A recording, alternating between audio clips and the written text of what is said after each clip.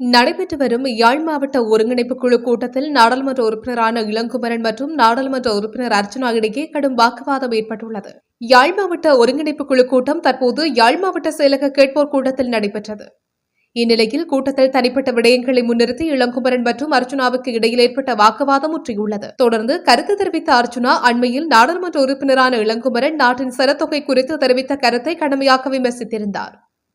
அத்தோடு நாடாளுமன்ற உறுப்பினர் இளங்குமரனின் அரசியல் நடவடிக்கைகள் குறித்தும் கடுமையான விமர்சனங்களை முன்வைத்திருந்தார். இதற்கு பதிலளித்த இளங்குமரன், அண்மையில் நாடாளுமன்ற உறுப்பினர் அர்ச்சுனா பெண்கள் தொடர்பில் தெரிவித்த கருத்துக்களை கடுமையாக விமர்சித்திருந்தார்.